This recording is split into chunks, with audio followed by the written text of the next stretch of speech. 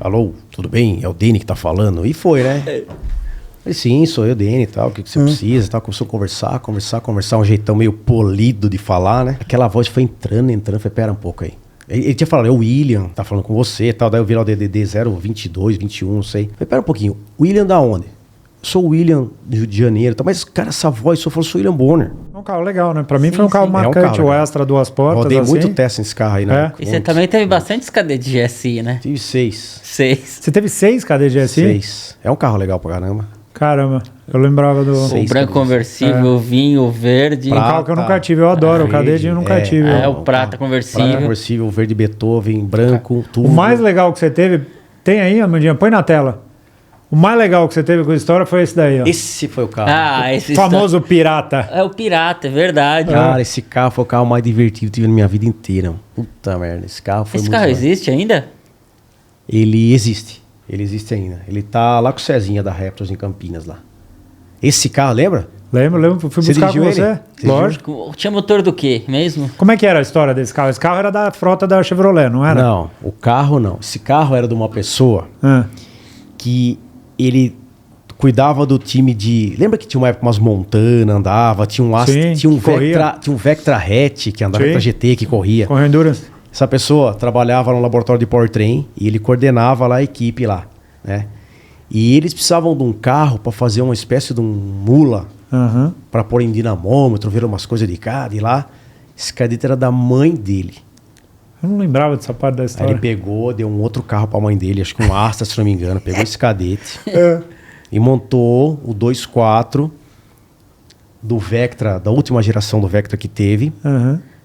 O cabeçote era o cabeçote Calibra, preparado.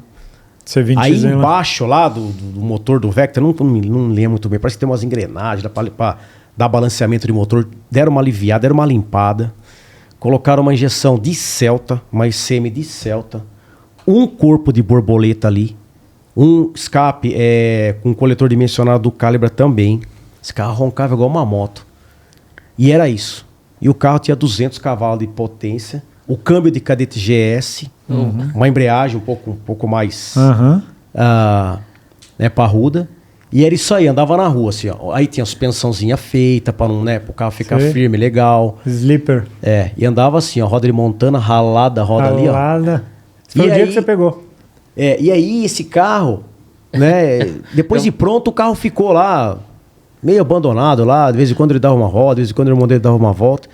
Aí um dia eu vi um cara que trabalhava com nós, tá chegando com esse cadete um dia lá. O rapaz chegou um dia, outro dia, eu falei, você comprou esse cadete? Ele falou, comprei. Eu falei, não é possível, cara. Eu tinha amizade com essa pessoa, o Marcelão.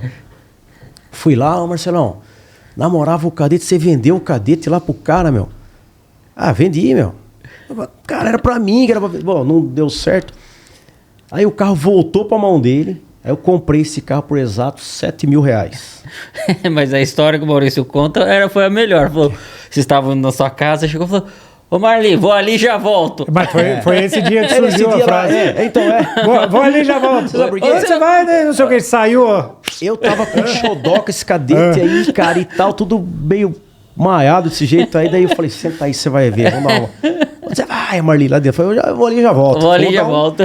Não foi esse dia... Um rolê na estrada de Montemor ali, o Maurício ficou quase branco que andava. Esse dia foi o seguinte, foi o dia que você pegou esse carro. Você precisava ir pegar na casa dele, eu tava com o Maurício aí, a gente foi, foi o dia que você pegou esse carro. Isso, tava lá em casa, agora que eu tô vendo. Na tua casa, isso. Foi no dia que você ajustou o farol do carro dele. Foi o teu primeiro dia com o Pirata. E esse carro, cara, daí eu peguei e fui pra Capoava com ele. Lembra? A gente andou no track dele lá. Sem banco, concha, sem nada. A gente que tá aí, ó. Se divertiu, né? Nossa, daí aí foi legal que foi brincando aquele senso nosso de piloto, né?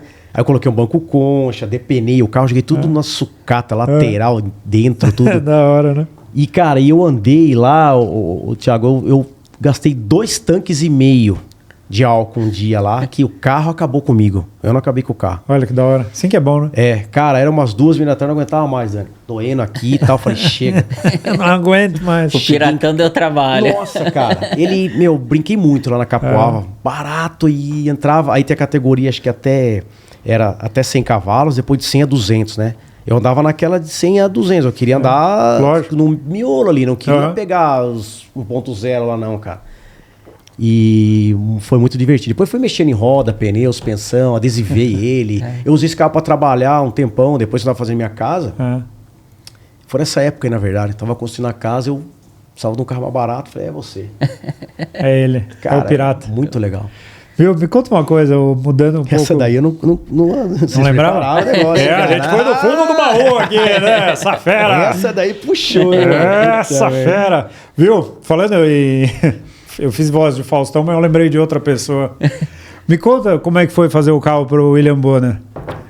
Como é que começou esse contato? Ele te ligou, falou, boa noite. O telefone toca toda hora, em tudo quanto é canto, qualquer DDD, né? De repente tocou. Alô, tudo bem? É o Dene que tá falando? E foi, né? Falei, sim, sou eu, Dene e tal, o que você precisa e tal. Começou a conversar, um jeitão meio polido de falar, né? Aquela voz foi entrando, falei, pera um pouco aí.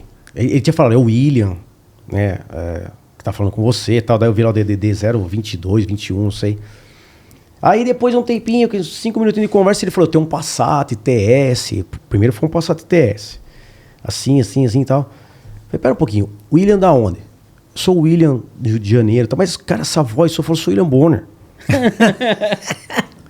Aí eu falei, cara, né, lógico, a voz era muito emblemática, né? Lógico.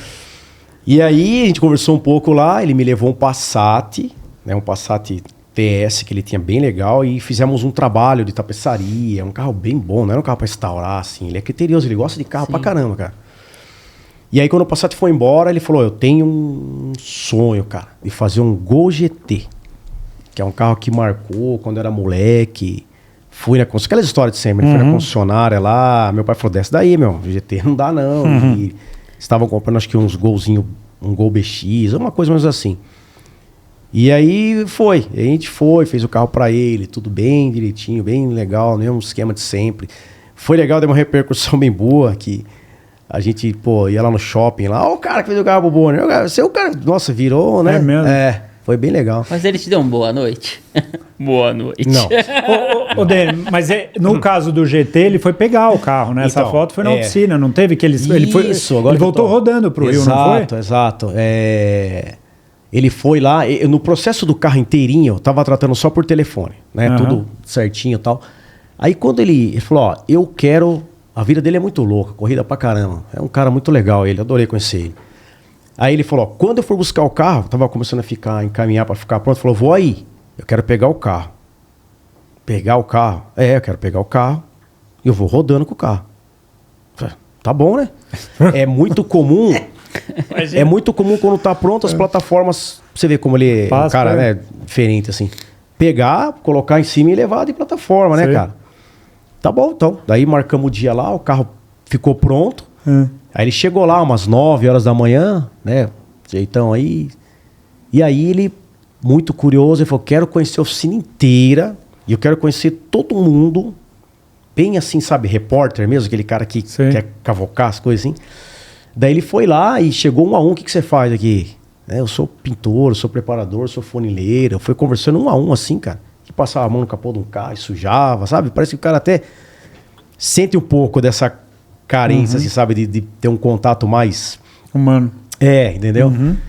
E, cara, daí... Vocês nunca viram o William dar um sorrisão desse jeito aí, né?